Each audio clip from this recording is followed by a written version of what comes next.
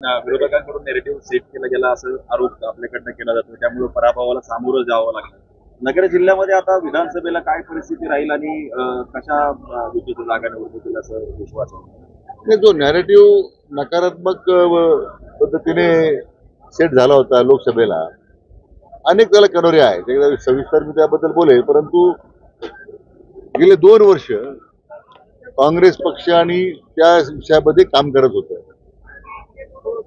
आणि त्यामध्ये बाहेरूनही त्यांना मदत मिळाली. जे काही स्थानिक लोकांची कल्पनाशक्ती पलीकडेच आहे काँग्रेसच्या नेत्यांच्या.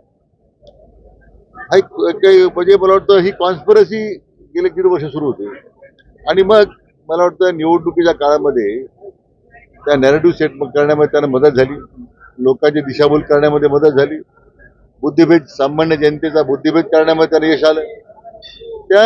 त्याचं यश आहे, यांच्या कर्तृत्वाचं यश नाही आहे. तर दुर्दैवानं पराभव झाला. मला वाटतं विधानसभेला या नॅरेटिव्ह त्यांनी दिलेल्या नॅरेटिव्हचा आता काही उपयोग होणार नाही. जनतेला त्यांची चूक कळली आहे आणि ज्या भ्रमात आता महाविकास आघाडीचे नेते वावरतात त्यांचा भ्रम या राज्यातली जनता विधानसभेला दूर केल्याशिवाय राहणार नाही असा विश्वास माझ्या मनात. सर्वोच्च न्यायालयाने राज्य सरकारवर ताशेरे ओढलेले आहेत. लाडकी बहीण योजनेसाठी निधी आहे, मात्र पुण्यातील युवतीच्या जमिनी आहे त्या संदर्भात निधी उपलब्ध होत नाही, यावर खास टिप्पणी केली. कुठल्या जमिनी? पुण्यातल्या विवादित जमिनी त्यासाठी निधी नाही. असं आहे की 2 विषय वेगळे आहेत. आता त्यामध्ये सर्वोच्च न्यायालयाचा निकाल आमच्यापर्यंत आला नाही. आता तो विषय महसूल विभागाच्या संदर्भात आहे, नगरविकास महापालिकेच्या संदर्भातला आहे. परंतु मान्य सर्वोच्च न्यायालयाने जे काही आपले मत व्यक्त केले असतील निश्चितपणे त्याचा आधार आपण करू.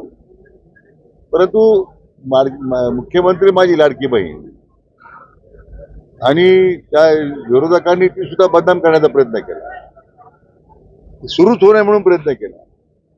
कारण 2.5 वर्ष महाविकास आघाडी सरकार फक्त फेसबुकवर होतं, त्यांचे नेते गायब होते, मंत्री गायब होते.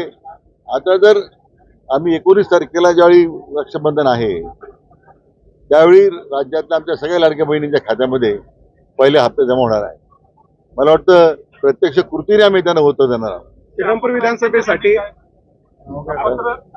त्याच्यासाठी परत काय नाही, आता ही प्रक्रिया आता सुरू झालेली आहे. कारण की आम्ही आता सिम्प्लिफाय केलेली आहे. परंतु तरी पण आता ही जी समिती नेमलेली आहे आता तालुक्यांच्या पातळीवर किंवा मान्य तहसीलदार आहेत त्यांना सुद्धा ज्या ज्या अशा त्रुटी सापडतील किंवा या योजनेपासून कोण वंचित राहिलेलं आहे, त्यांचे काय वंचित राहिलेले आहेत, त्याची अडचण काय आहे, ह्या सगळ्या सूचना त्यांना दिलेल्या आहेत.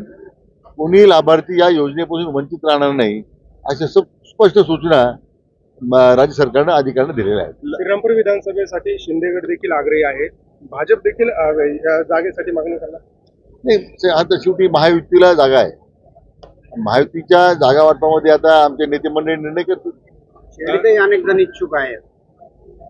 असं की इच्छा व्यक्त करायला काहीच हरकत नाही, इच्छेला बोल नसतं. त्यामुळे आता प्रत्येकाने इच्छा व्यक्त करायला आपण काय सांगू शकतो. असं आहे की परंतु महायुतीचं सरकार राज्यामध्ये पुन्हा येणार आहे हा विश्वास लोकांना वाटायला लागला. म्हणून आता या निवडणुकीत उभा राहण्याच्या स्पर्धा सुरू झाल्या. लंपीच्या वाढत्या प्रादुर्भावामुळे लसीकरणाची सुरुवात कुठेतरी अहमदनगर जिल्ह्यामध्ये केली जाते. काय ही योजना असणार आहे, कशा पद्धतीने शेतकऱ्यांच्या बांधवांवर किंवा लोकांपर्यंत हे जाऊ शकणार? नाही, लंपीचं लसीकरण आपण मागच्या वर्षी 2 वर्षापूर्वी मोफत केलं होतं आपण 100%.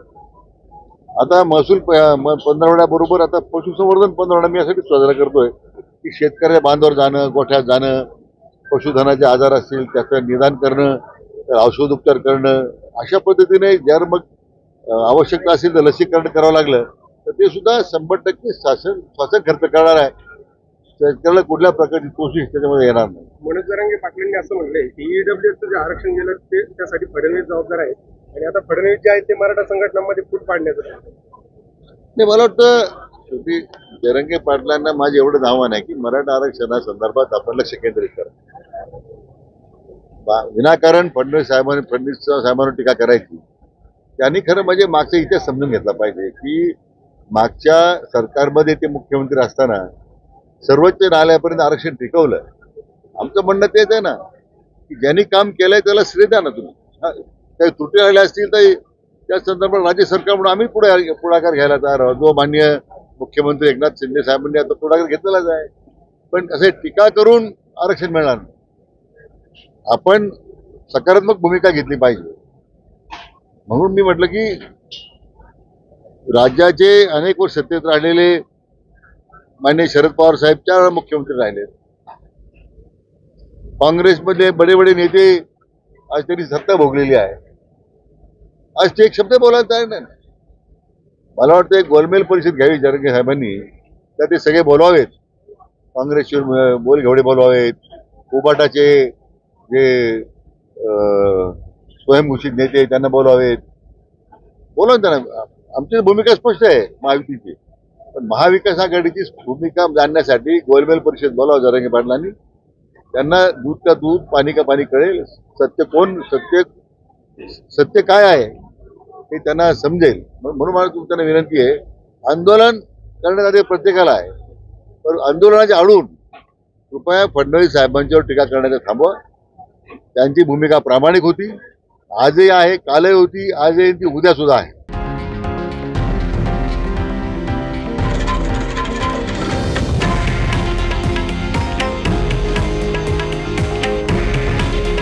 हे आहे देशातील नंबर 1 न्यूज नेटवर्क आणि आपण पाहत आहात TV9 मराठी. काळजी तुमची, हित महाराष्ट्राचं.